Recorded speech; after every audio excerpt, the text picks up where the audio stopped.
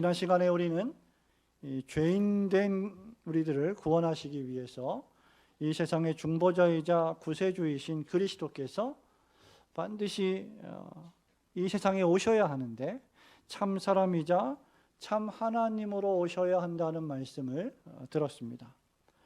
그래서 지난주 하이델베르크 요리문답 15번은 이렇게 질문하고 답을 했습니다. 여러분 오늘 우리 16문부터 19문까지 공부할 텐데요. 15문 여러분 기억하십니까? 그렇다면 우리는 어떠한 중보자와 구원자를 찾아야 합니까? 라고 질문하고 답하기를 우리는 참 사람이시면서 완전히 의로우신 분을 찾아야 합니다. 동시에 모든 피조물보다 능력이 뛰어나신 분, 즉 참 하나님을 찾아야 합니다. 이렇게 답을 했습니다.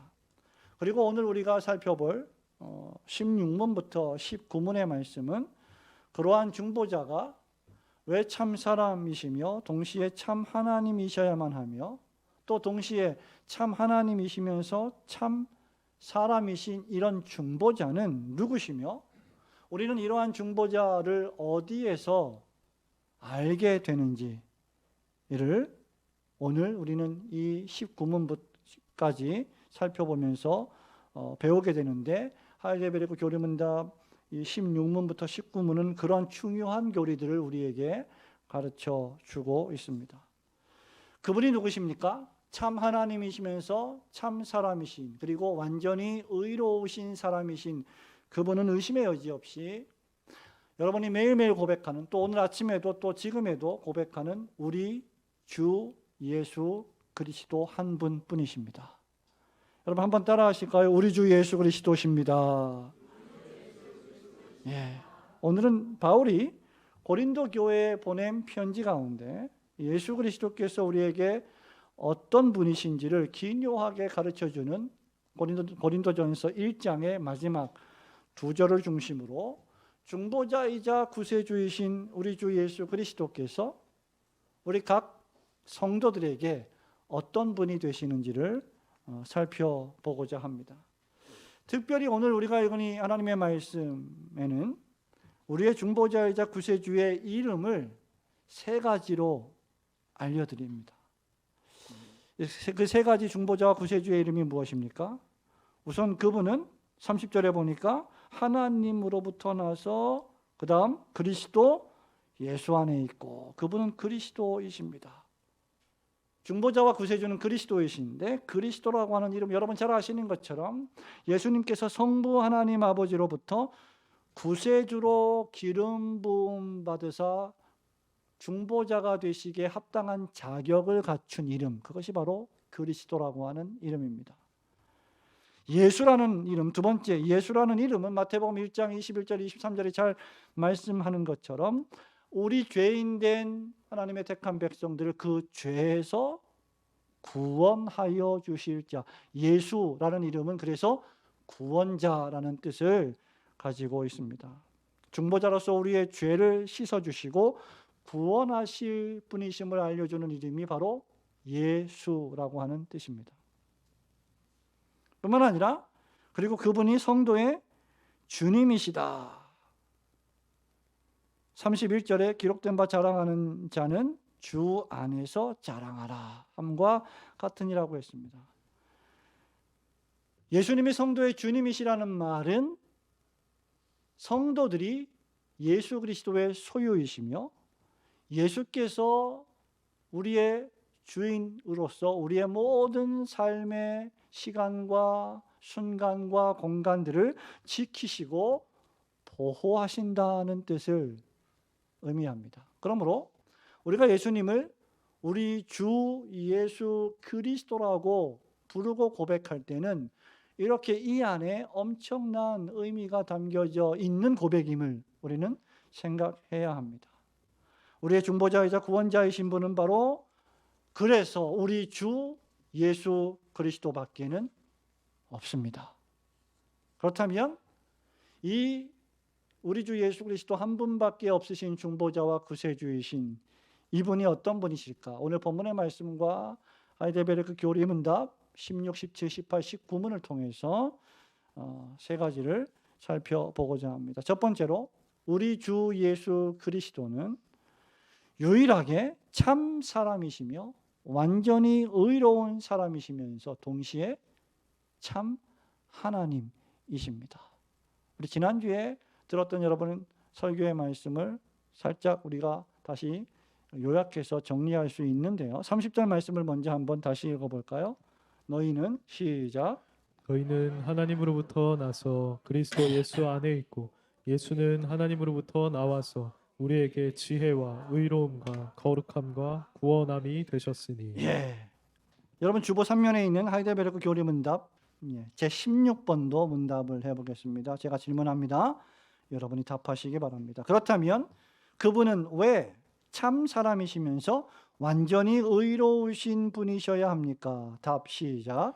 왜냐하면 하나님의 공의가 죄를 지은 인간 본성에 그 죄에 대한 만족을 치르기를 요구하기 때문입니다. 또한 그 자신이 죄인인 사람은 다른 이를 위해 죄에 대해 만족을 치를 수 없기 때문입니다. 우리가 지난주 설교 시간에 간단하게 언급한 내용입니다. 다시 17번도 문답합니다. 중보자이신 그리스도는 동시에 왜 참 하나님이셔야 합니까? 답 시작. 그의 신적인 능력으로 하나님의 진노의 무게를 그의 인성에 짊어지시기 위함입니다. 그리고 우리를 위한 의와 생명을 얻어 우리를 회복시키시기 위함입니다. 우선 우리 주 예수 그리스도는 참 사람이시며 완전히 의로운 사람이셔야 한다라고 요리문답은 우리에게 진술하고 있습니다. 이유는 하나님의 계명의 말씀, 명령의 말씀, 언약의 말씀을 어긴 당사자가 하나님이 아니시고 사람이기 때문입니다. 바로 아담 안에 있던 저와 여러분이기 때문입니다. 그리고 오직 사람만이 합법적으로 사람이 지은 범죄를 대신할 자격이 있기 때문입니다. 그러므로 그리스도는 무엇보다도 사람의 아들로 태어나셔야만 했습니다. 복음서에 보면 우리 예수님을 호칭하는 많은 호칭 가운데 다윗의 자손 예수 그리스도라는 표현이 있는데 그 다윗의 자손이란 말 자체가 사람의 아들로 오셨다는 것을 우리에게 알려주는 말씀입니다. 그럼에도 사람으로 태어나셔야 했는데 그럼에도 불구하고 그 사람으로 태어나시는 예수님은 완전히 의로우신 분이시며 죄가 없는 분이셔야만 했습니다. 죄가 없는 정도가 아니라 의로우신 분이셔야 했습니다. 왜냐하면 중보자이신 그리스도께서는 아담 안에 있는 모든 인류의 범죄를 짊어지고 우리 대신 하나님의 진노와 형벌을 받으셔야 했고 우리 대신 십자가에서 돌아가셔야 했고 우리 대신 우리가 어긴 하나님의 말씀 모든 계명의 말씀에 순종하셔서 의를 행위 언약의 의를 이루셔야만 했기 때문입니다. 만일 그리스도께서 태어나셔서 33년 동안 사시는 동안 단 한순간이라도 또는 단 한 건이라도 죄를 범하셨다면 그리고 또 율법의 말씀 하나님의 계명의 말씀에 단 하나의 계명의 말씀에도 순종하지 않고 어기셨다면 불순종하셨다면 그분은 우리의 죄를 속하실 자격을 상실하게 됩니다. 그렇게 그리스도는 참 사람이시자 동시에 완전히 의로운 사람이셔야만 했다는 것입니다. 그리고 오직 예수 그리스도만이 성경을 통해서 이 두 가지 조건과 자격을 갖추신 유일하신 분이십니다. 우리가 예수님을 독생하신 예수, 독생자 예수 그리스도라고 부르는데 이 독생자의 뜻은 하나님의 아들이란 뜻보다 유일무이한 한 분, 특별한 한 분, 구별된 한 분, 독생하신이라고 하는 이 헬라어 원어는 한 분밖에 안 계신 구별된 독특한 분이다 라는 뜻입니다. 그리고 그 이유는 그리스도께서 사람으로 태어나셨고 동시에 하나님이시면서 동시에 의로우시고 동시에 그럼에도 불구하고 죄는 없으신 분이시기 때문에 그분이 바로 독생하신 예수 그리스도이십니다. 그러므로 사도 베드로는 베드로전서 1장 19절 20절에서 이런 구세주의 의로우심을 이렇게 묘사합니다. 오직 흠없고 점없는 어린 양 같은 그리스도의 보배로운 피로 된 것이니라. 그는 창세전부터 미리 알린 바 되신 이나 말세에 너희를 위하여 나타내신 바 되었으니. 여러분, 하나님께서 창세전에 그리스도 예수 안에서 우리를 구원하시려고 그리스도 예수께서 사람의 몸을 입고 이 땅에 오실 것을 작정하셨고 계획하셨고, 때가 참에 갈라디아서 4장 4절에 의거하면 여자에게서 나게 하셨습니다. 이것이 전부 다 하나님의 약속의 말씀입니다.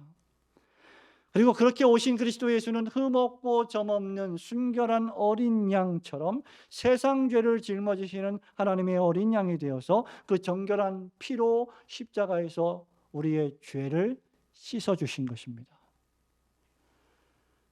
그리스도가 아니시라면 여러분의 죄를, 여러분 개인의 죄를, 모든 사람들의 죄를 단번에 완전히 씻어주실 수 있는 분은 존재하지 않습니다.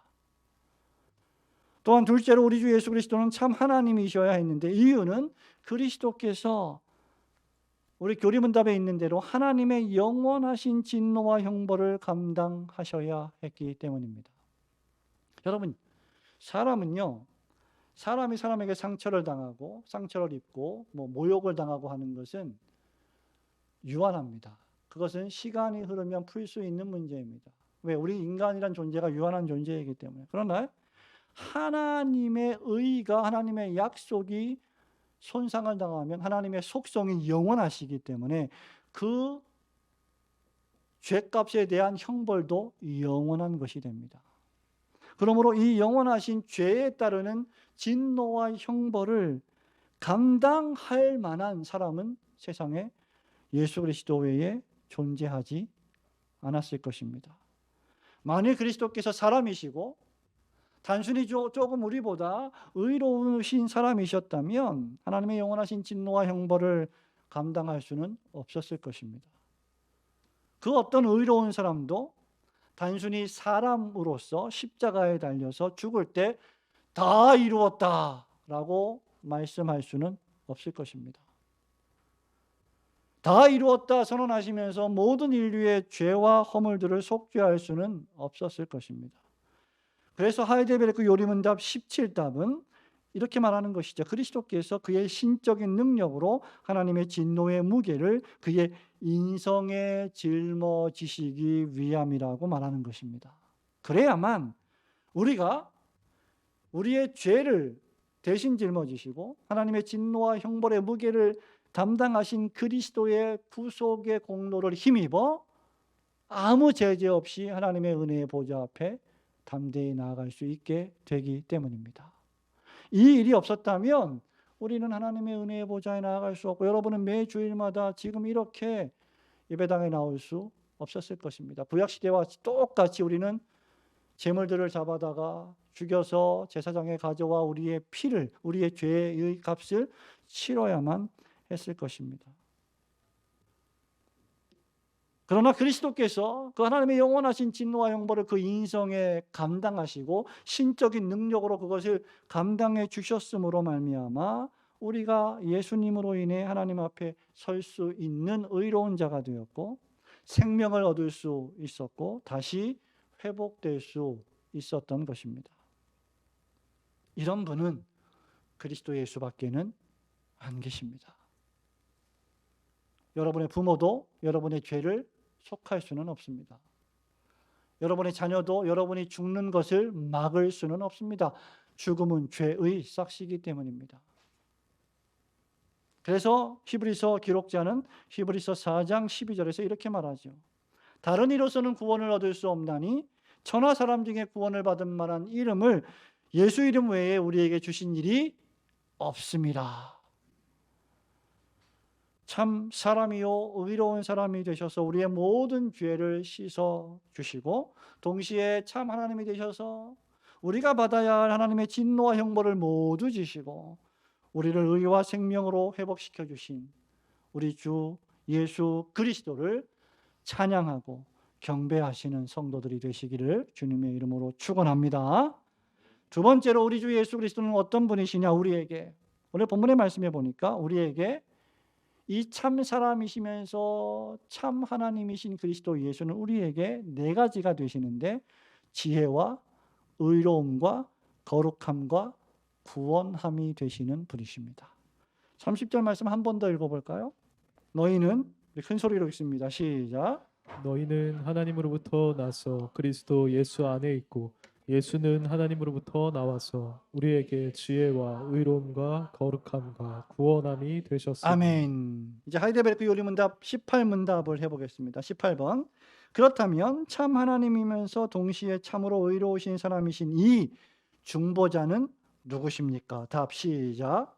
하나님으로부터 나와서 우리에게 지혜와 의로움과 거룩함과 구원함이 되신 우리 주 예수 그리스도이십니다. 아멘. 앞서 우리는 우리 주 예수 그리스도의 뜻을 잘 살펴보았습니다. 예수님은 하나님의 성령님의 기름 부으심을 받아 우리를 구원하시고 우리의 주인이 되시는 분이십니다. 예수 안에 있으면, 여러분이 예수님을 믿으면 여러분의 죄가 씻겨집니다. 여러분 스스로 씻을 수 없는 죄를 예수님이 씻어 주십니다. 예수 안에 있으면 여러분은 구원을 받습니다. 죄와 죽음에서 구원을 받고 영원한 진노와 형벌에서 구원을 받고 지옥으로부터 구원을 받습니다. 예수 안에 있으면 더 나아가 여러분은 의롭다함을 받습니다. 예수 안에 있으면 영원한 생명을 얻습니다. 예수 안에 있으면 여러분은 천국 백성이 됩니다. 그리고 예수 안에 있으면 여러분 죽을 때까지 이 구원이 안전 보장됩니다. 믿으시기를 주님의 이름으로 축원합니다.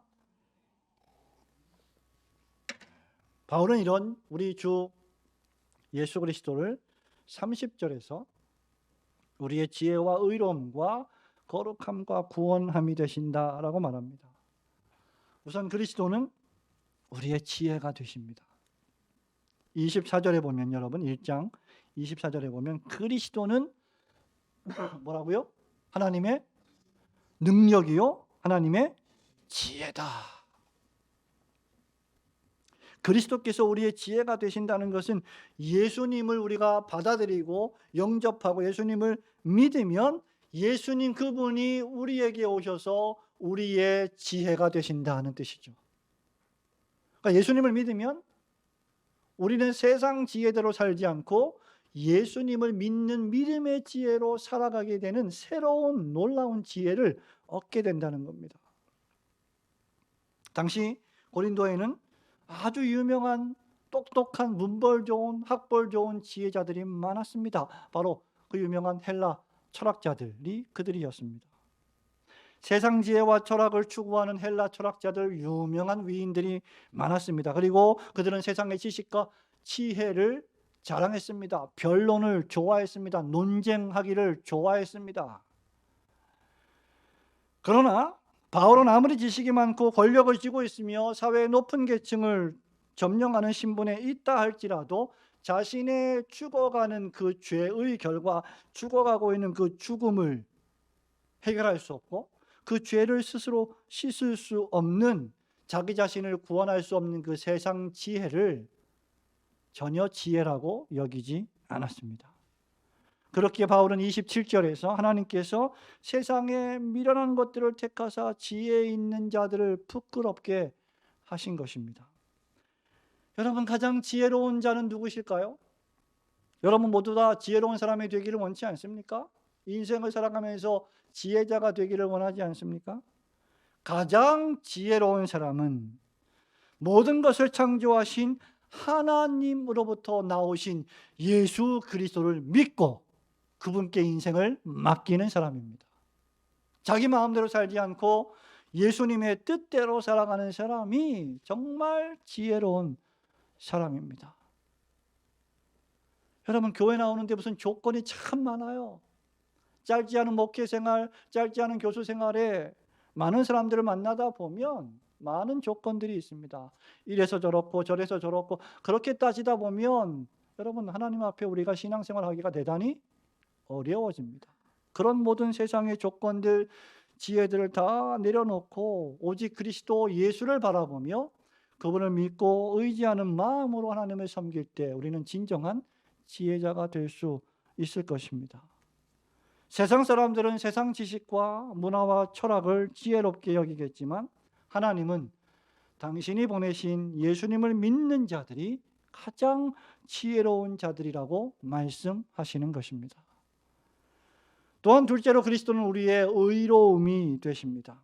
예수님은 33년 동안 살아가시면서 전생애와 그 십자가에서의 피 흘리심을 통하여 우리의 죄를 씻어 주셨을 뿐만 아니라 당신 자신의 의를 우리에게 전해 주셨습니다.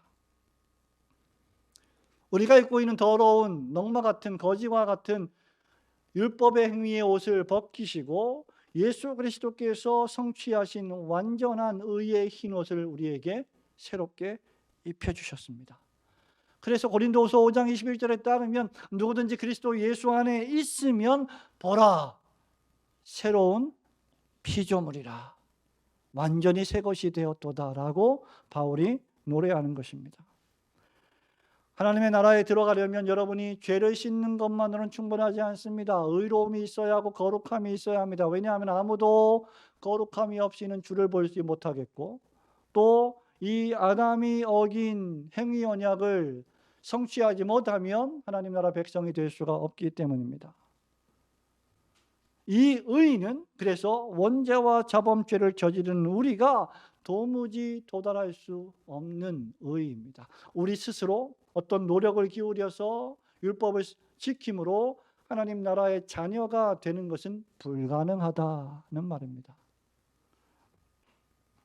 여러분의 가장 최선의 행위라도 여러분의 행위는 의롭지 않습니다.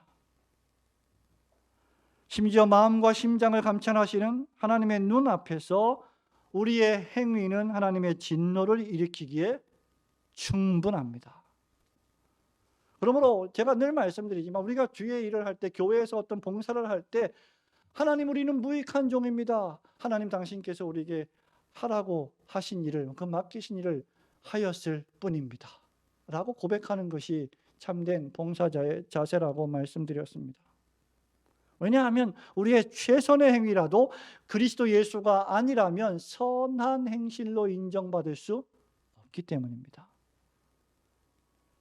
그러나 예수를 믿으면 의인이 되고 예수를 믿고 하나님 나라와 주님의 몸된 교회를 위하여 섬기고 희생하고 봉사하고 사랑하며 살던 모든 시간들이 예수 안에서 선행이 되는 것입니다. 하나님께서 우리의 선행을 그리스도 예수 안에서 받아 주시는 것이죠.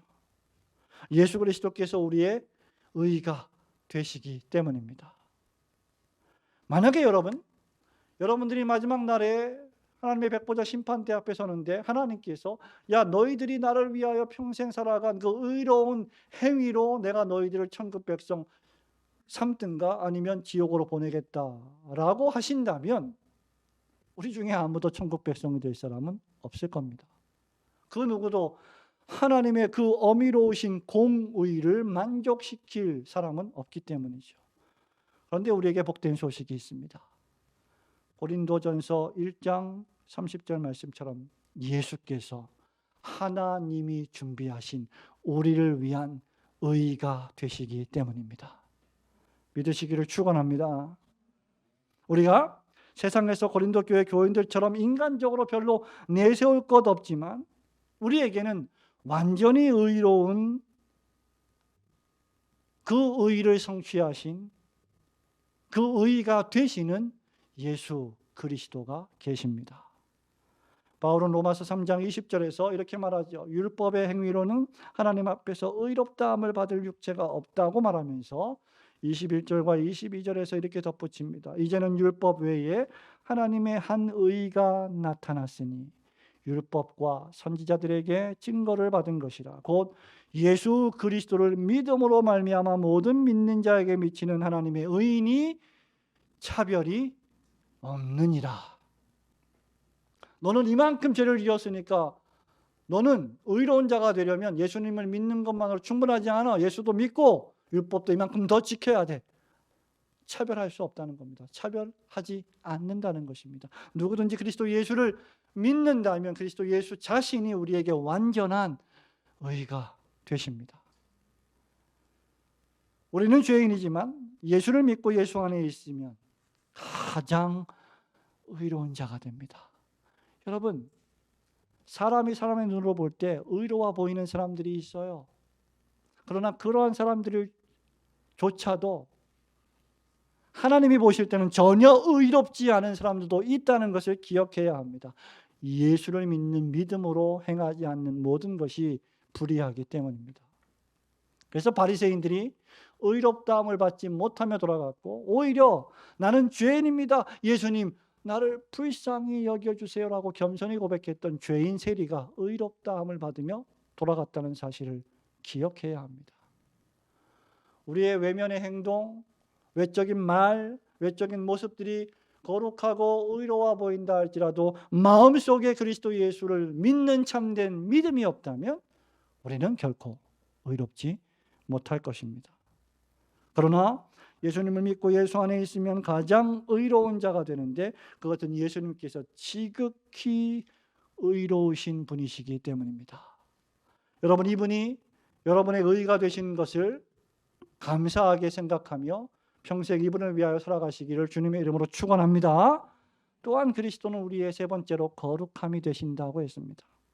예수님은 부활 승천하신 후에 보혜사 성령님을 우리의 마음속에 보내주셔서 매일매일 말씀을 읽고 공적인 예배에 참석하여 교회로 모여서 하나님의 말씀을 듣고 우리 안에 있는 부패와 남아있는 오염과 죄악들을 제거하여 주시고 말씀의 씨앗을 심어주셔서 날마다 그 말씀을 가지고 거룩을 추구하게 해 주십니다.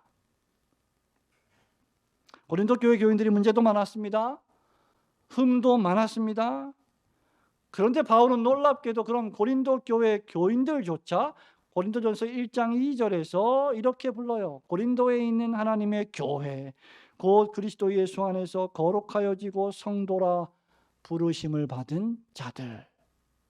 여러분, 고린도 교회 교인들이 뭐 똑똑하고 뭐 율법의 행위가 탁월하고 바리새인처럼 뭐 율법의 의로는 흠이 없어서 그렇게 바울이 이렇게 기록을 했습니까? 아닙니다. 그들이 비록 부족했지만 그리스도 예수를 참되게 믿는 믿음의 사람들이었기 때문입니다.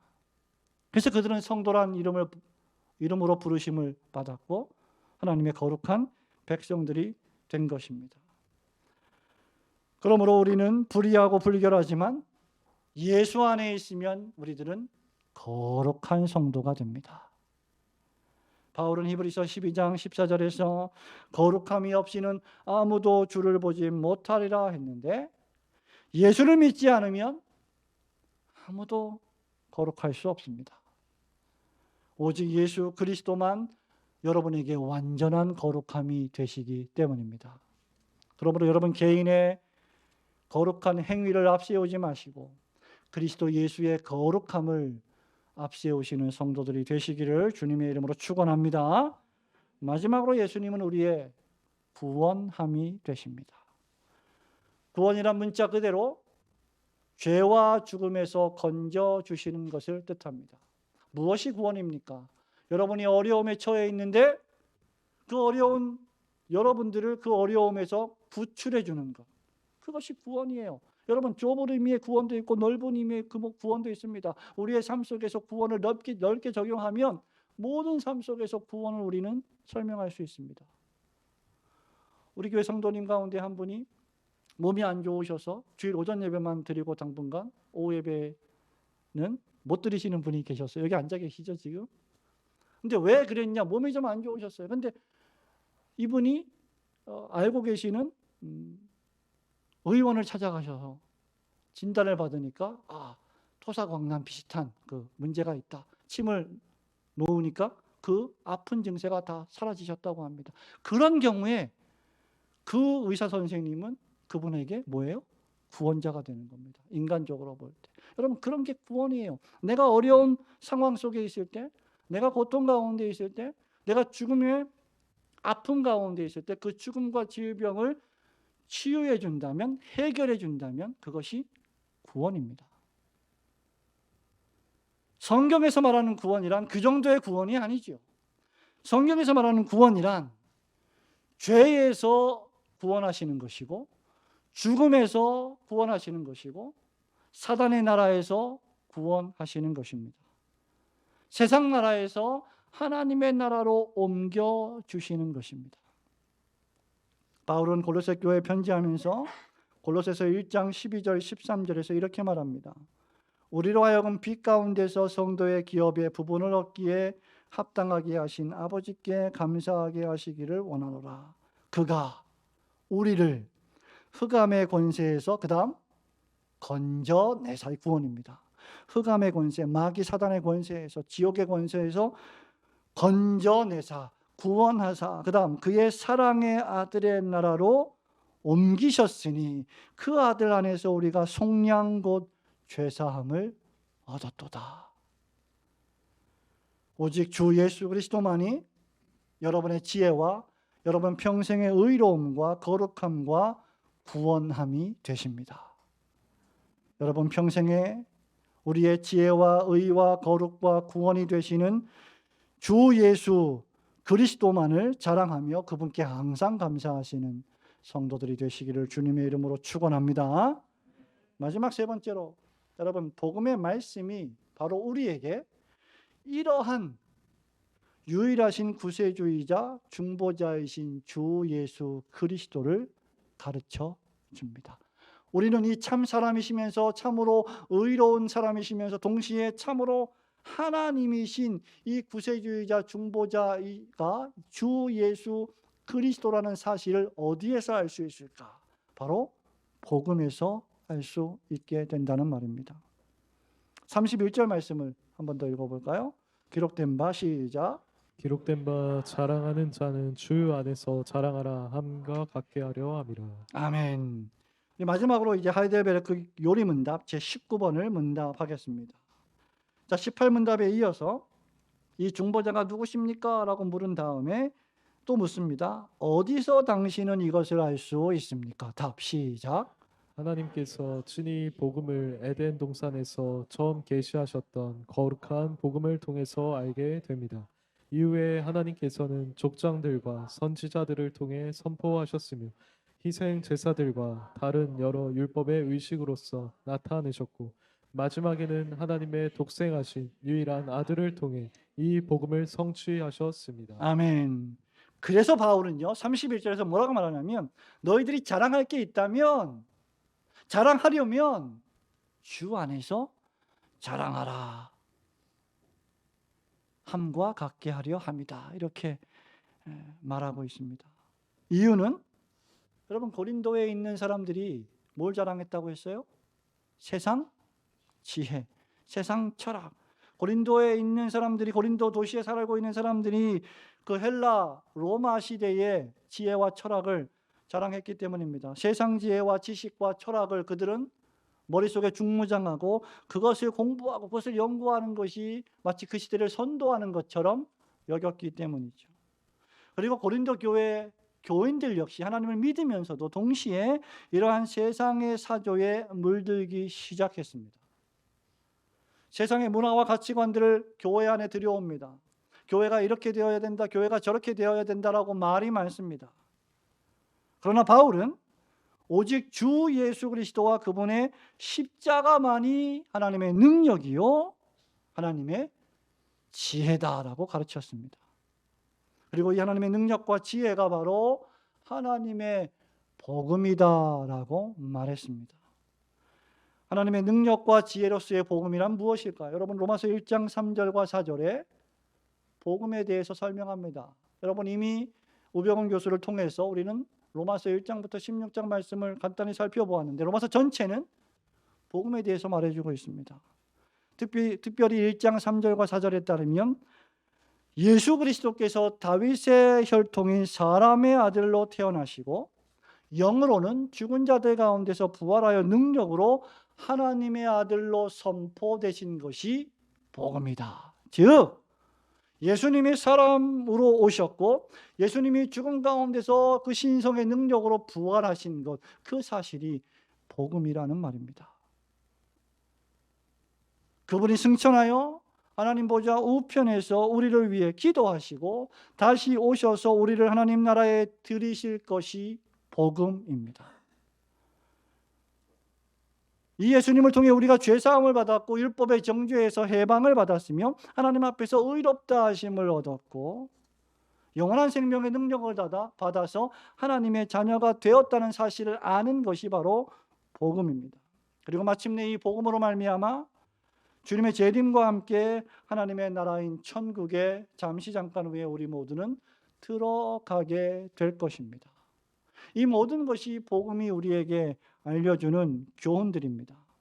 이 모든 사실들을 우리는 오직 복음을 통해서 알 수 있습니다. 그리고 이 복음은 창세기 3장 15절 원시복음으로부터 예수께서 히브리서 1장 1절과 2절에 이 마지막 날, 마지막 시간에 아들을 통하여 우리에게 말씀해 주신 복음을 통해서 우리에게 계속 구약과 신약의 이 복음에 대해 가르쳐 주셨습니다.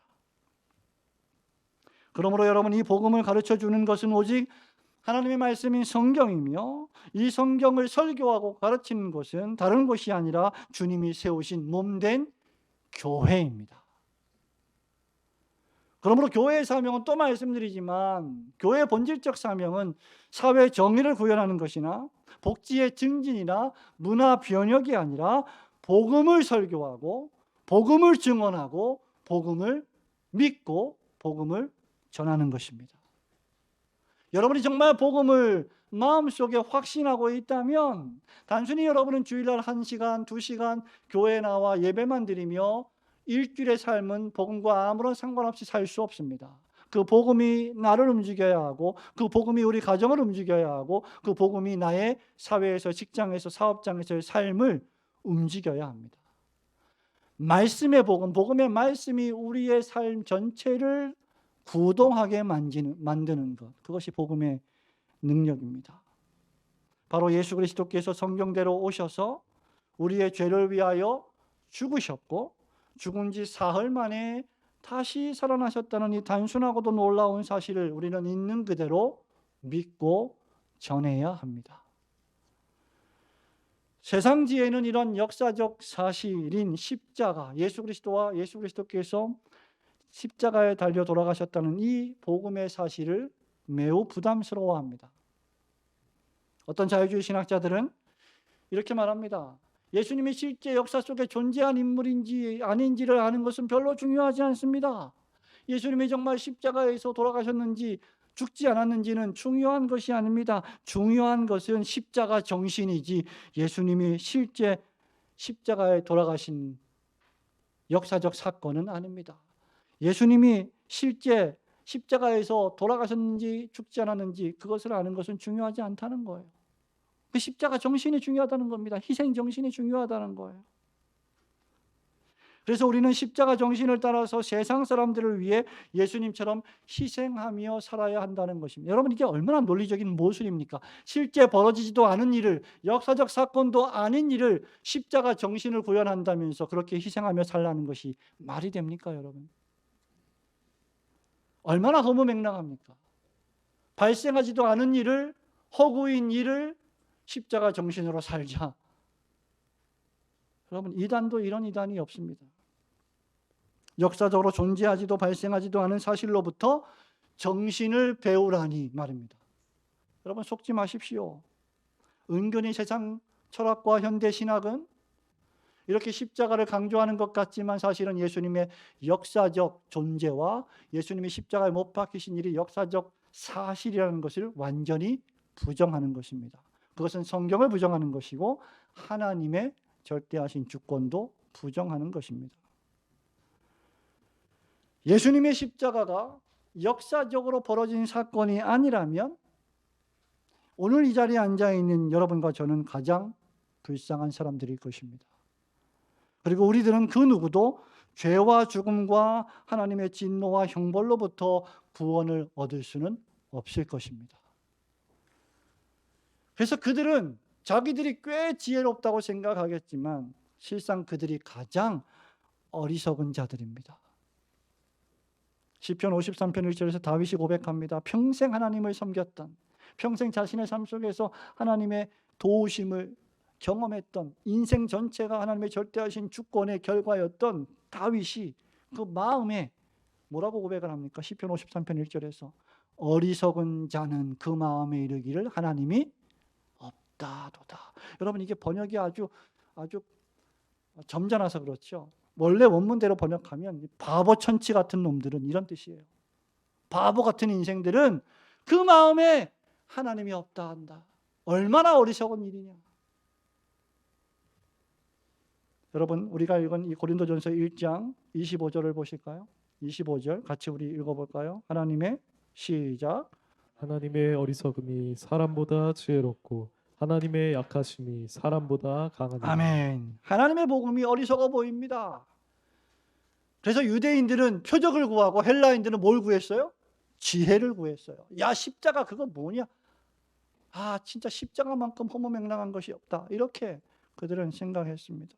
그들의 눈에는 복음이 어리석어 보이고 예수님의 십자가가 약해 보이죠. 여러분 세상 친구들을 만나보세요. 젊었을 때 여러분들에게 뭐라고 말합니까? 물론 여러분들에게 호의적인 사람들도 있겠지만 호전적인 친구들은 뭐라고 말해? 야, 너 뭐 이렇게 약해 빠져갖고 교회를 다니냐? 뭐 맨날 뭐 가서 울고 짜고 말이야 기도하고 뭐 도와달라고. 야, 네가 무슨 뭐 능력이 없냐, 힘이 없냐, 지혜가 없냐? 네 힘으로 해. 여러분 이런 말들 우리 종종 들었을 것입니다. 교회 다니는 사람들이 제일 약해 보인다. 여러분 그게 그들은 지혜라고 생각하죠.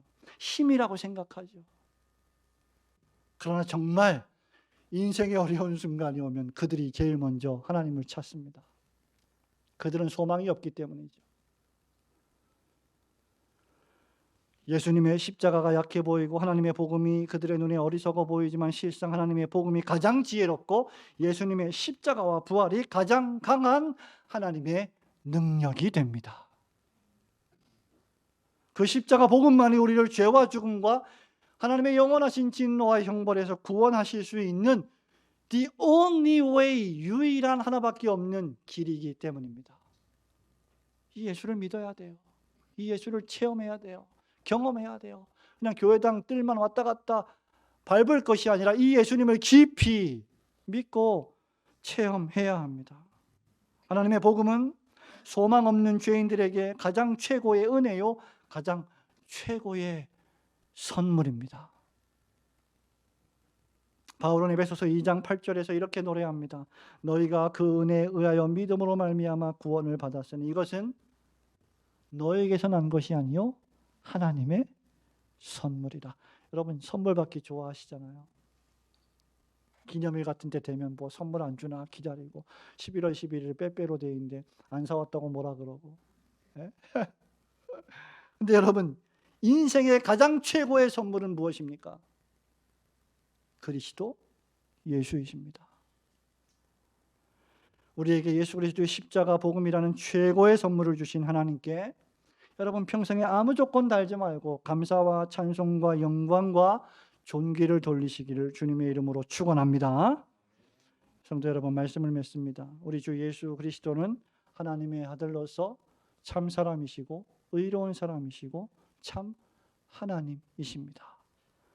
주님은 하나님으로부터 나와서 우리에게 참된 지혜와 의로움과 거룩함과 구원함이 되십니다. 그리고 우리는 이 사실을 신구약 성경의 복음을 통해서 알게 됩니다. 그리고 이 복음을 우리는 매주일마다 설교를 통하여 듣게 되며 우리의 믿음을 더 강화시키고 말씀을 들을 때마다 은혜를 누리게 됩니다. 하나님의 아들 독생자이신 주 예수 그리스도께서 우리를 우리 죄에서 구원하려 이 세상에 오셨다는 것이 바로 복음입니다. 그러므로 예수님을 믿고 예수님을 자랑하며 예수님만을 위하여 살아가는 것이 중생받은 참된 성도의 삶입니다.